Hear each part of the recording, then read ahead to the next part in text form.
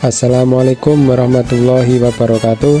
Berikut adalah demonstrasi konseptual modul 1.4 budaya positif tentang segitiga restitusi. Perkenalkan, nama saya Arif Mafatia Karim, CGP Angkatan 7 dari Kabupaten Malang, dengan fasilitator Ibu Sri Suweni dan pengajar praktek Ibu Susana Eka Dewi. Adapun tujuan pada pembelajaran kali ini adalah CGP dapat mempraktekkan pemahaman mereka tentang penerapan segitiga restitusi dengan murid di sekolahnya. Sebelum itu, marilah kita sedikit mereview kembali materi yang sebelumnya telah kita pelajari. Terdapat teori kontrol atau teori pilihan menurut Dr. William Glasser.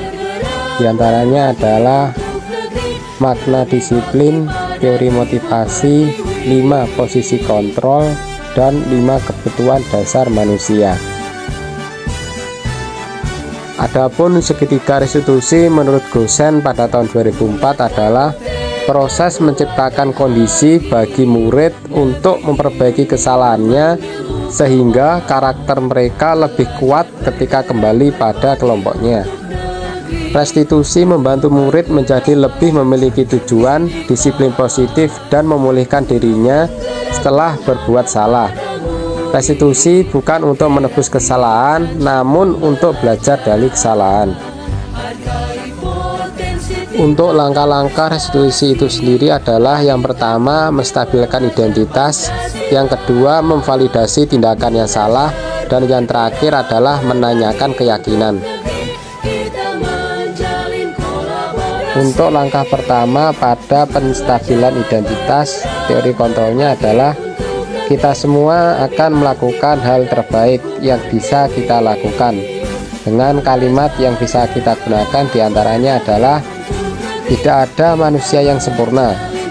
Saya juga pernah melakukan kesalahan seperti itu. Selanjutnya, validasi tindakan yang salah.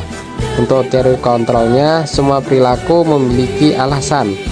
Untuk kalimat yang digunakan, kamu pasti punya alasan kenapa melakukan hal ini, termasuk perbuatan salah atau benar.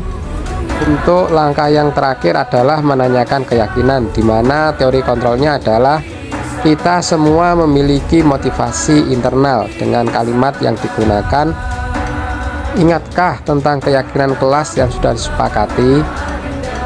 Apakah yang akan kamu lakukan sekarang? Untuk selanjutnya, kita akan memulai pada kasus yang pertama, di mana siswa datang terlambat ke sekolah. Pada hari Kamis jam pertama di kelas 2 elektronika pada pembelajaran produktif, seorang peserta didik bernama Aji terlambat datang ke sekolah.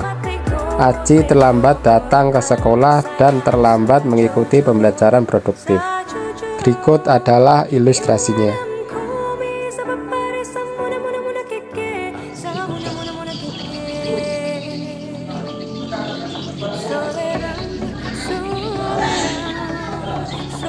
Assalamualaikum. Maaf saya terlambat.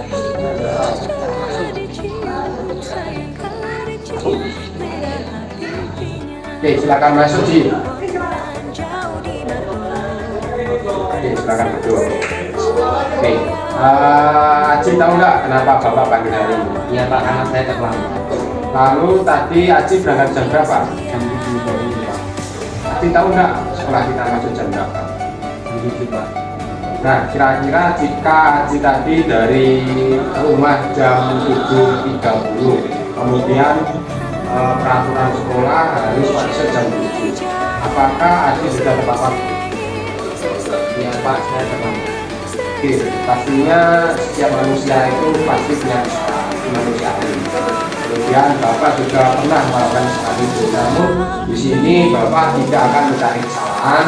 Di sini Bapak akan mencari solusi bersama, di mana supaya Aji tidak mengulangi kesalahan. Nah, kira-kira Aji punya alasan dan pastinya kenapa kok bisa datang terlambat? Saya baru usianya Pak. Kenapa kok bisa bangun kesiangan? Selamat malam dan saya kemarin itu sampai langsung. Jadi alasannya Haji datang terlambat itu karena Haji main game, kemudian tidurnya terlalu malam, sehingga pada saat mau berangkat ke sekolah Haji Nah, apakah dengan datang terlambat itu sudah memenuhi keyakinan kelas kita? Ya Pak, saya melanggar keyakinan Pak. Nah, Haji masih ingat nggak keyakinan kelas kita itu apa? Datang tepat waktu, tidak membuang sampah sembarangan, tidak dapat dan Oke, bagus. Jadi Haji masih ingat. Kemudian langkah-langkah apa yang Haji akan lakukan supaya bisa tidak lambat lagi pada saat berangkat sekolah? tidur lebih awal dan mengurangi bermain game. Oke, terus kapan Haji mau melakukan itu? Malam ini Pak. Oke, bagus. Gitu. Jadi Haji sudah berusaha untuk menjadi lebih baik. Bapak doakan agar Haji bisa melakukan disiplin, kemudian bisa menaati peraturan sekolah. Ya Pak. Laksanakan ya. Ya Pak. Untuk kasus kedua adalah siswa makan pada saat pembelajaran. Pada saat jam pembelajaran pertama, siswa sedang melaksanakan praktikum pembelajaran harian. Peserta didik bernama Ramadan di sela-sela praktikum ternyata sedang makan di kelas. Berikut adalah ilustrasi kejadiannya.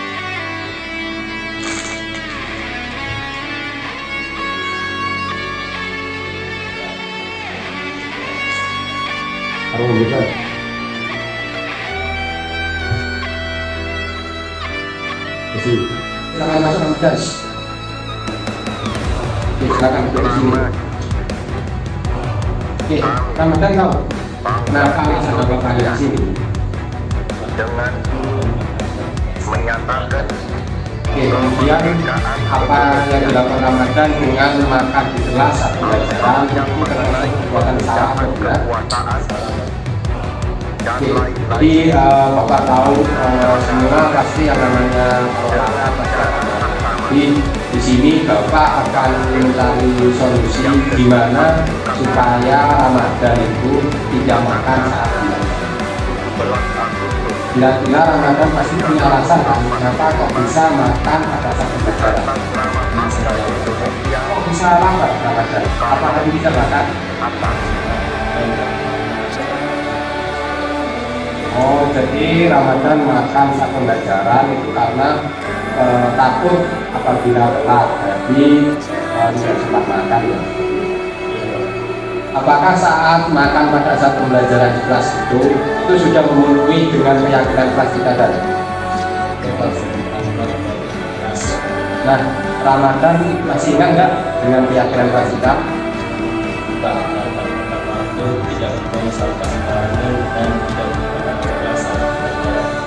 Nah, baik. Jadi Ramadan juga masih ingat. Kemudian langkah-langkah apa yang mau Ramadan lakukan supaya tidak makan lagi di kelas?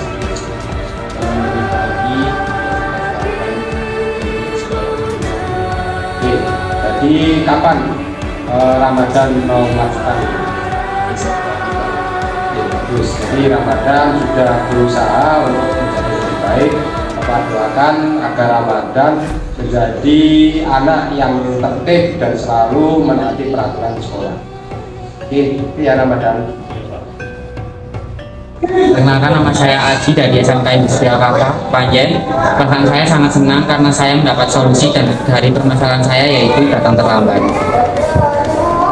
Perkenalkan, nama saya Ramadan dari SMK Al-Kafa. Perasaan saya sangat senang karena saya mendapat solusi dari permasalahan saya, yaitu makan dalam kelas.